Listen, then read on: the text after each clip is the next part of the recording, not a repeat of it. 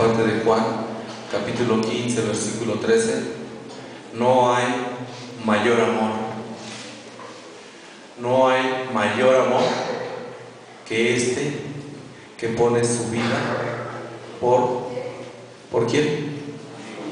Por sus amigos. No hay mayor amor que este que pone su vida por sus amigos. Y aquí estamos viendo un ejemplo del que no hay mayor amor. A lo largo de su caminar, el hombre es conocido e identificado. El hombre es identificado como, es el borracho de la esquina. El hombre es conocido como, es el que le grita a su esposa. Ese es el hermano que se levanta tempranito a las 2 de la mañana y se va a la central de abastos. Va ahí en su combi toda chatarra y es el que trabaja mucho, ¿verdad? Es el que sale tempranito a Cuernavaca. Bendito es el Señor. Jesús era conocido de alguna manera.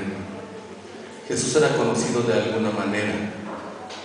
¿Cómo era conocido, hermano? Algunos decían que era Juan. Algunos decían que era Elías. Algunos decían, tiene demonio. Lo conocían como el que tiene demonio. Era conocido de la gente y cada quien le daba el mote, el calificativo. Bendito es Jesús. Una de las maneras como Jesús era conocido, hermanos, una de las maneras como Jesús era conocido es como el que confió en el Padre, el que confió en Dios. Y dice que cuando Él estaba en la cruz, hermano, desde abajo le gritaban, y le decían, acorde al Evangelio de nuestro Señor, confió en Dios, pues que le libre ahora. Y dice el Salmo capítulo 22, dice, confió en Dios, líbrele ahora, por cuanto en Él se deleitaba.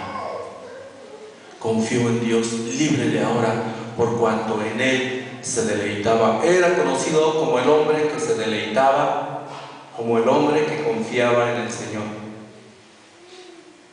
Y en uno de los momentos más difíciles de la pasión, del proceso de redención del hombre, es cuando Él está en la cruz. Y dice la palabra de Dios que la naturaleza misma cierra sus ojos. Dice el libro de Habacuc, capítulo 1, versículo 13, hablando del Padre, muy limpio eres de ojos para ver el mal. Habacuc 1, 13. No dice limpio eres, dice muy limpio eres de ojos para ver el mal.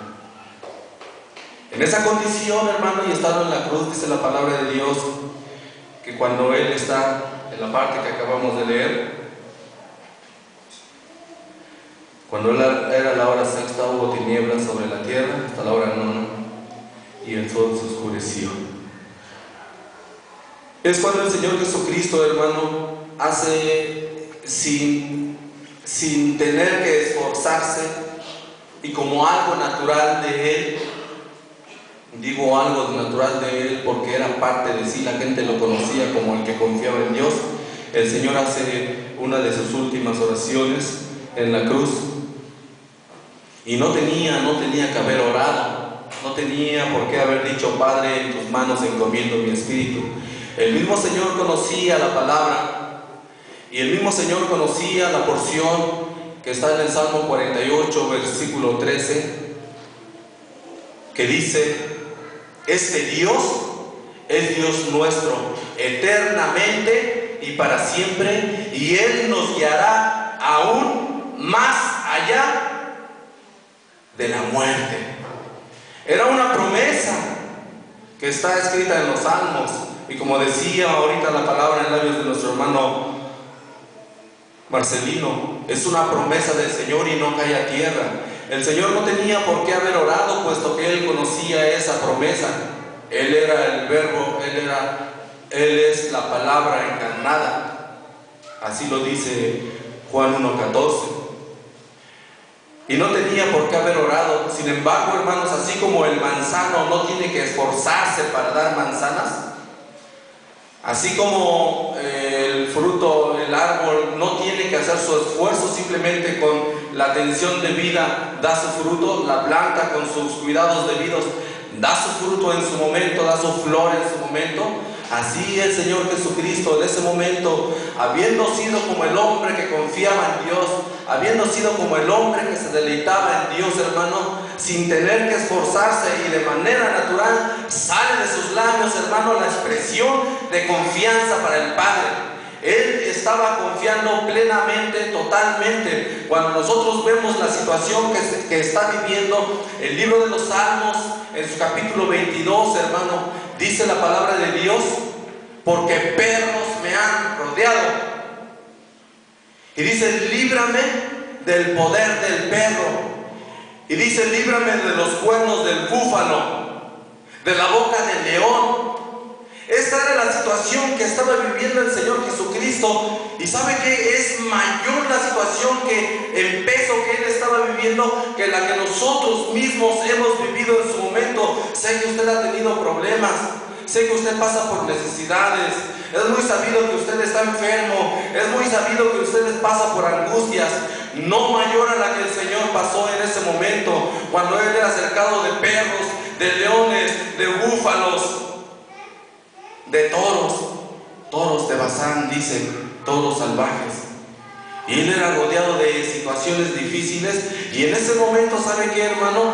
Como algo natural de Él,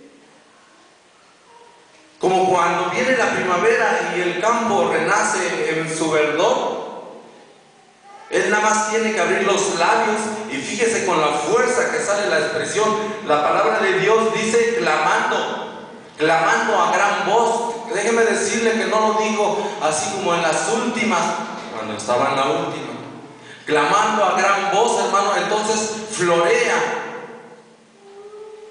florea y deja ver lo que era su naturaleza y cuál debiese ser la nuestra hoy en día como hijos de Dios, hombres de confianza. Si le comento, si era conocido, los hombres cuando les crucificaban teníase como parte de la norma poner en su cruz la razón por la cual era crucificado. Y sabemos cómo pusieron en la cruz de Jesús, hermano. ¿Cómo pusieron en la cruz?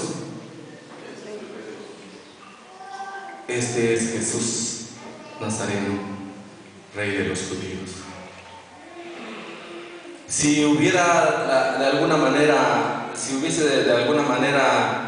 podríamos, si quisiésemos en pocas palabras describir la vida de Jesús, hermano, si pudiéramos en pocas palabras describir la vida de Jesús, ¿sí?, allí tendríamos una breve descripción: el Rey de los judíos. Si usted y yo fuésemos o quisiésemos ser recordados después de nuestros días o nuestro paso por esta tierra, si el Señor no viene, ¿cómo le gustaría ser recordado, hermano? ¿Cómo le gustaría ser recordado?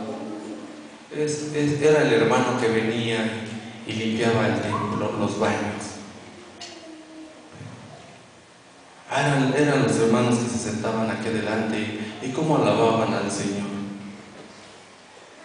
Era el hermano que llegaba tempranito y doblaba su rodilla.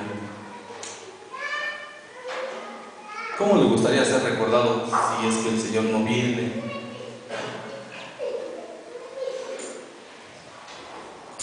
Si el Señor Jesucristo, hermano, si el Señor Jesucristo pudiésemos poner en su tumba, ¿verdad? En su tumba